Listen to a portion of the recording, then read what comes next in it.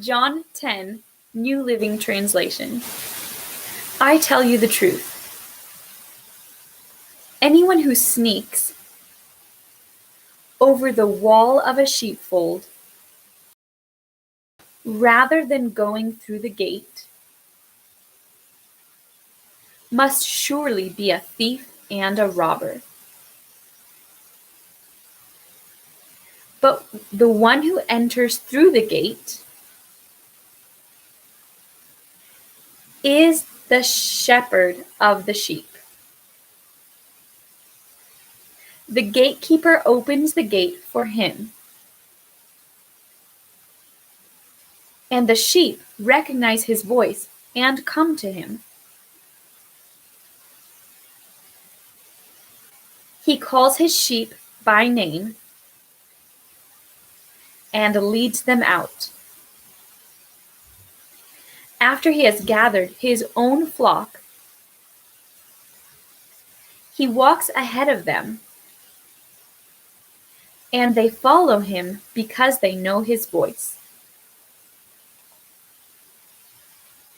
They won't follow a stranger. They will run from him because they don't know his voice. Those who heard Jesus use this illustration didn't understand what he meant. So he explained it to them. I tell you the truth. I am the gate for the sheep. All who came before me were thieves and robbers. But the true sheep did not listen to them. Yes, I am the gate. Those who come in through me will be saved. They will come and go freely and will find good pastures.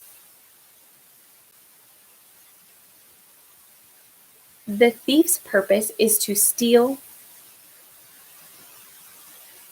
and kill and destroy. My purpose is to give them a rich and satisfying life.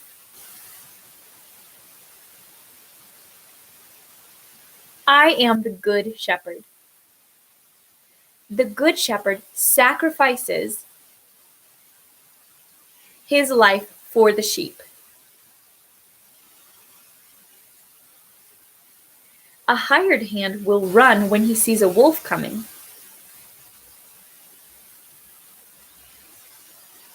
He will abandon the sheep because they don't belong to him, and he isn't their shepherd. The hired hand, and so the wolf attacks them and scatters the flock. The hired hand runs away because he's working only for the money and doesn't really care about the sheep. I am the good shepherd. I know my own sheep, and they know me. Just as my Father knows me, and I know the Father, so I sacrifice my life for the sheep. I have other sheep too that are not in this sheepfold. I must bring them also. They will listen to my voice, and there will be one flock with one shepherd. The Father loves me because I sacrifice my life so I may take it back again.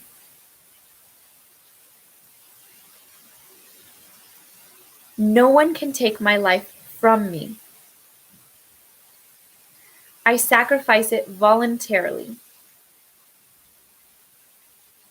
For I have the authority to lay it down when I want to, and also to take it up again. for this is what my Father has commanded." When he said these things, the people were again divided in their opinions about him.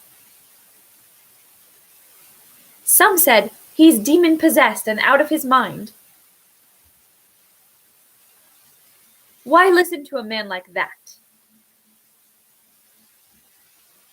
Others said, "This doesn't sound like a man possessed by a demon. Can a demon open the eyes of the blind?" It was now winter, and Jesus was in Jerusalem at the time of Hanukkah, the festival of dedication. He was in the temple walking through the section known as Solomon's Colonnade. The people surrounded him and asked, "How long are you going to keep us in suspense? If you are the Messiah, tell us plainly." Jesus replied, "I have already told you, and you don't believe me. The proof is the work I do in my Father's name. But you don't believe me because you are not my sheep. My sheep listen to my voice. I know them, and they follow me. I give them eternal life, and they will never perish. No one can snatch them away from me. For my Father has given them to me, and he is more powerful than anyone else. No one can snatch them from the Father's hand. The Father and I are one." Once again, the people picked up stones to kill him. Jesus said, "At my Father's direction, I have done many good works. For which one are you going to stone me?" They replied, "We're stoning you, not for any good work, but for blasphemy. You, a mere man, claim to be God."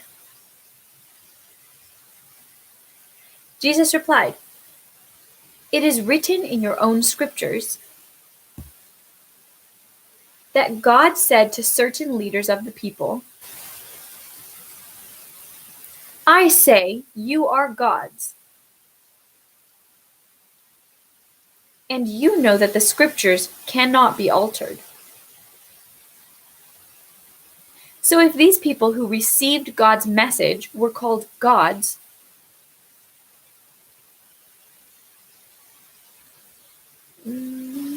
why do you call it blasphemy when I say, 'I am the Son of God'? After all, the Father set me apart and sent me into this world. Don't believe me unless I carry out my Father's work. But if I do his work, believe in the evidence of the miraculous works I have done, even if you don't believe me. Then you will know and understand that the Father is in me and I am in the Father." Once again they tried to arrest him, but he got away and left them. He went beyond the Jordan River, near the place where John was first baptizing, and stayed there a while. and many followed him. John didn't perform miraculous signs, they remarked to one another. But everything he said about this man has come true.